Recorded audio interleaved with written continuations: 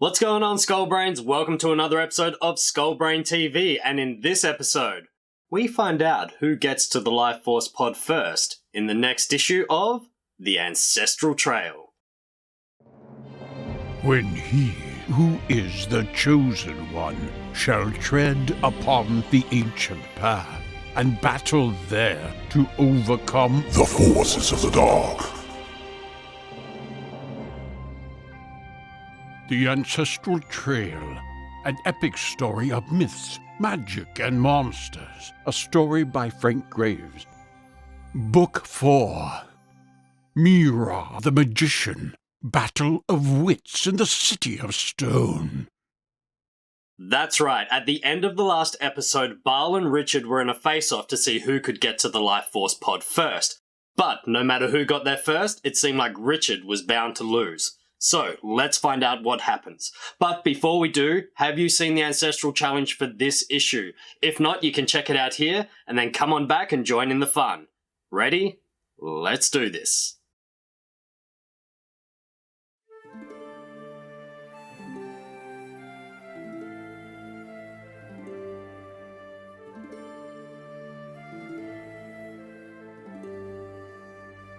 On the fourth day, an acrid blade devolves to stone. The sorceress is now full grown. A sickle strike one mighty felled, by burning letters evil quelled. One orb purple, one orb blue. Nightlight helps release the true. Survive the fight, regain the prize, beyond the height of fine surprise.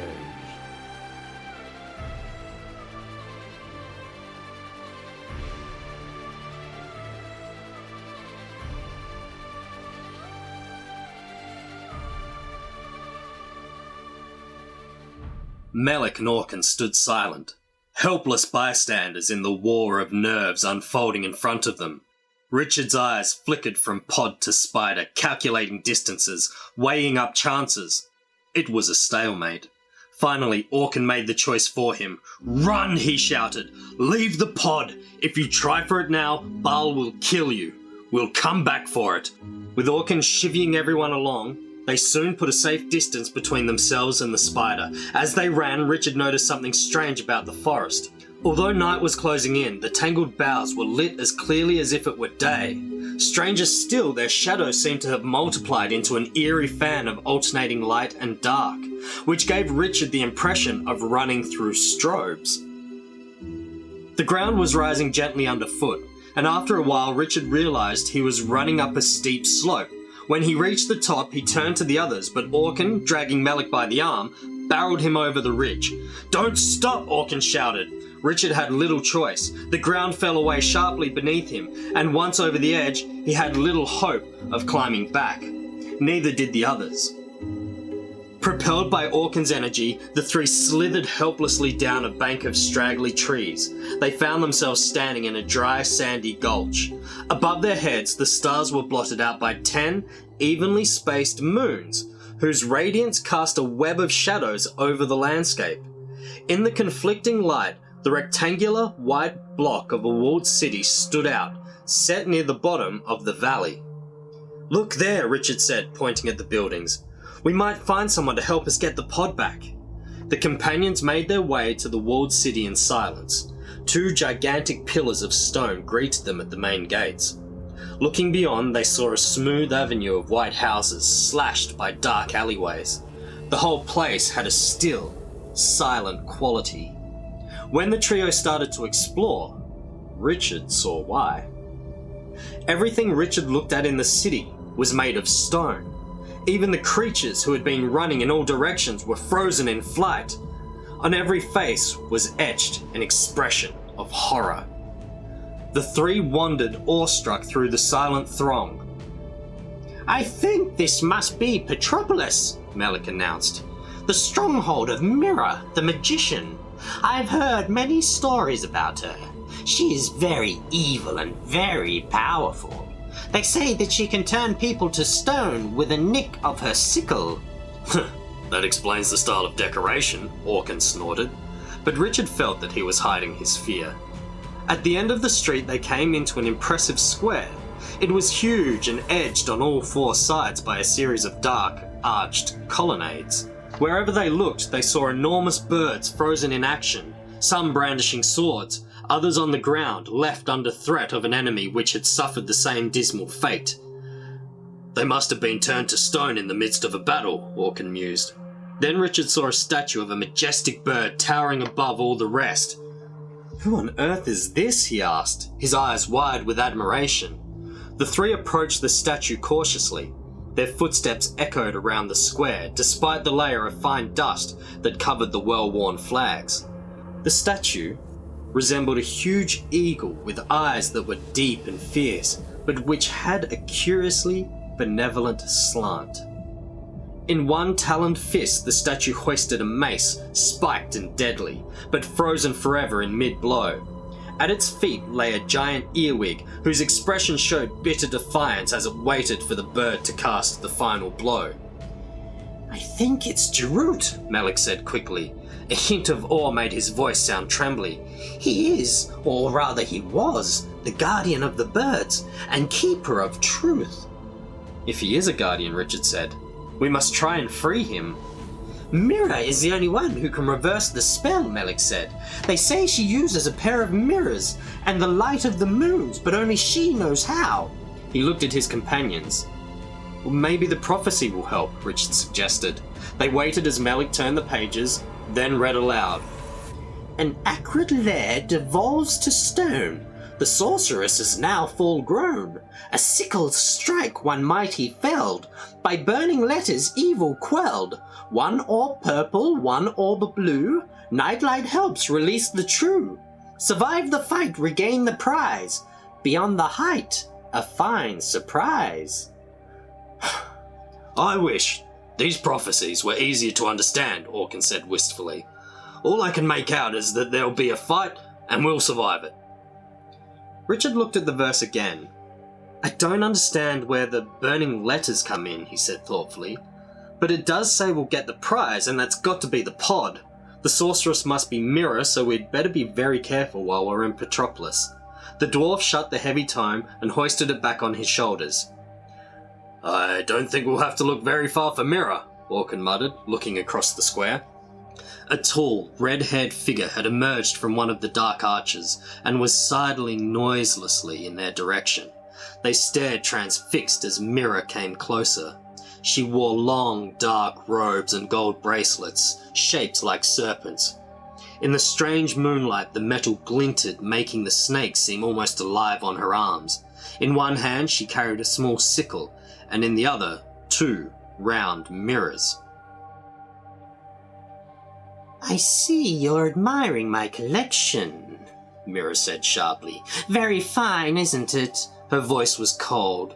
She fixed the trio with watchful eyes as she drifted closer. I must distract her, Richard thought, tugging nervously at Golan's amulet. Suddenly the Guardian's voice floated into his mind. "Give her the badge." Richard faced the magician. "You must be Mirra," he said. "My friends and I have travelled far to find you." He unclipped Muldoon's badge and held it out.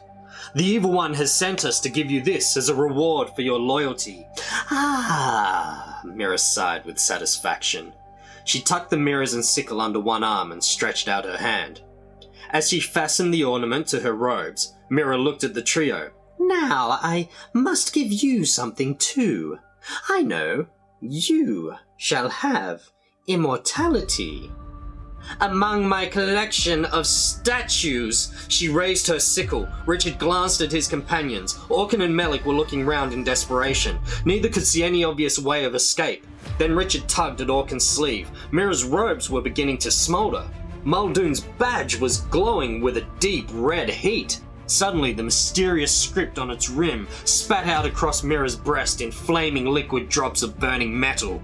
The magician screamed angrily. Dropping the sickle and mirrors, she beat desperately at the source of her agony. Richard moved quickly, seizing the sickle. He struck at her robes. Before he made contact, an icy hand closed around his fist. For an instant, Mirra's eyes met Richard's. They were filled with utter hatred. Then the flames reached her face and she snatched back her hand to claw at her burning flesh. Her bracelet seemed to writhe in pain as the flames licked Mirra's wrists. Quickly, Richard bore down with the sickle again. He felt it catch on her robe and struck again with all his strength. When he felt the sickle sink into flesh, he quickly pulled it away. When Richard looked up again, Mirra was an angular statue, frozen in a posture of agony. Yet still, the brooch burned on. Choking and scattering for fresh air, the trio turned away from the burning effigy. After the smoke had cleared, they stared in awe at what remained of Mirra. She had dissolved into a black pool of lava, cooling rapidly and already covered with a brittle crust of pumice. The badge was nowhere to be seen. Richard felt as if his legs were made of cotton wool. He sat down on the cold flags and laid the sickle down beside him. "Maybe we can have some rest after we free Jarut," Malik said. Jarut! Richard had almost forgotten about the Guardian. "We must work out how to reverse the spell. Malik, you said that Mirra used the mirrors and moonlight, and the prophecy mentioned blue and purple orbs." He looked at the web of bright beams in the dark sky. The moons were white. "Now, how are we going to get blue and purple lights to shine on Jarut?" he asked aloud. "Easy," Orkin said. "I'll show you." He seized a mirror and held it to catch the light from one of the moons. Soon he had a beam of light playing over Jarut's face. "Well, that must be the way," Richard said, "but we need the light from blue and purple moons." Orkin looked upwards at the sky and shrugged. "Oh, let's wait and see what happens at dawn," he said. "Maybe the moons will look different in daylight." They flopped down on the stone floor to wait for dawn. With Mirra reduced to a shapeless lump, the huge square had lost its air of menace. Soon the trio fell asleep. Sunrise came cautiously over Mirra's city, and it was a few minutes before the three realized what was happening. "Get up!" Richard shouted. "Quick!" He and Orkin each took a mirror. Above them, the moons were reacting violently to daylight. As the sky brightened, they began to change colour, flickering a little before glowing in all the colours of the rainbow. Richard and Orkin adjusted their mirrors until blue and purple light beams met on Jarut's stony features. The mirrors shook as two bolts of pure energy shot out, making an audible rip in the air as they sped towards their target. Nothing happened at first. Then Richard saw a tinge of colour spread over Jarut's stone features. "Get back, Richard!" Orkin shouted. "The mace!" Looking up, Richard and Malik saw that Jarut's mace was beginning to move. The blow was about to fall directly where they were standing. The three scattered just in time. The mace thundered to the ground with unbelievable force, sending a network of fine cracks shivering across the courtyard and spattering their heels with a hail of stony shrapnel. For a moment, Jarut's eagle eyes followed the three with deadly intent. When his eyes stared into Richard's, they widened in surprise. "So the prophecy was right," he exclaimed, looking directly at Richard. "The one who sees in dark and light." Jarut's fierce features softened into benevolence. "You have done well to free me from Mirra's spell." He stepped away from the figure at his feet. Unstrapping a dagger from his belt, Jarut handed it to Richard. "Take this," he said. "It will serve you well on your quest. Now tell me, what has been happening?" "Thank you," Richard said. In his hands, the dagger looked more like a sword. Richard strapped it onto his own belt and told Jarut about their recent encounters. The Guardian nodded his approval, but when he had heard that Richard had left a pod with Baal, Jarut's face fell. "You must go back. If even one pod remains with the evil forces, all your efforts will be in vain. Don't worry, you can overcome Baal with the sickle." As Richard stepped forward, he saw a grey shadow shoot from the ground and wrap a thin rope around Jarut's neck. "Watch out!" he screamed. The shadow arched against the Guardian's back, trying to drag him to the floor, but already Jarut had raised his mace and sent his attacker crashing to the ground. It was the earwig soldier that had lain at Jarut's feet. "Some of the moonbeams must have shone on him and reversed the spell," Jarut said. "There's more of his kind out there, so be on your guard. Now," Jarut went on, "I must free my forces and continue the fight." He looked up at the bright moon, still wheeling in the pale morning sky, and Richard handed him the mirrors. As they walked round the square, Jarut stopped and caught the moonbeams on the mirrors. Richard marvelled at his accuracy, as one after the other he brought his armoured bird forces back to life. As colour rose back in them, each bird took a step forward and saluted their leader Jarut. As he worked, the Guardian told the trio about his capture and the rise of the Evil One. It had started on a small scale. Then it got worse. People went missing. First one or two, and then whole villages. Wells were poisoned and farms burnt down. It soon became clear that the whole fabric of the Ancestral World was gradually being undermined by some unseen force. Guardians were dispatched to find out more. They too had disappeared. Jarud had been the third to venture forth and not return. "You have much to do, and very little time," Jarud told Richard at last. "Go back and recover the pod from Baal. I shall continue here. Goodbye. And good luck." Jarud raised his mace in salute and farewell as the three set off through the city gates and back up the hill to Cobweb Wood. The going was harder than they expected. By the time they reached Baal's forest, sweat was pouring off Melik, who had to be hauled up the ridge by Orkin. "I must rest a while. These books seem to be getting heavier and heavier," Melik complained in a breathless voice. "There's only one," Orkin snapped. "I know it's heavy, but you—" "There's the other one too," Melik interrupted, catching his breath. "What other one?" Richard asked. "It's a book about monsters and magic," Melik said. "I have it in my pocket." "We'll get rid of it," Orkin said, annoyed at the dwarf for holding them up. "No," Melik protested. "It might help us to outwit the evil one." "Well, let's see it then," Orkin said. Melik gave a smug grin as he produced a small battered book from his pocket. The pages were of worn parchment, and the cover bore an ancient script which read, "Morbane's Book of Monsters and Magic." "Well, how do you think the book will help us?" Richard asked. "Morbane was one of the oldest and wisest of our magicians. He travelled the Ancestral World and wrote about the monsters he encountered. He describes the beasts and their magic powers, and even how some of them can be defeated. One of the stories almost matches what happened to us with Sumar, and I'm sure there's one about a monster turning people to stone," Melik said, proud of his knowledge. Richard agreed that the book could be useful. "We'll take a look at it later," he said to Melik, "but now we must concentrate on getting the pod back." Melik nodded with a satisfied smile and put the book back in his pocket. Cautiously, the three made their way back to the clearing.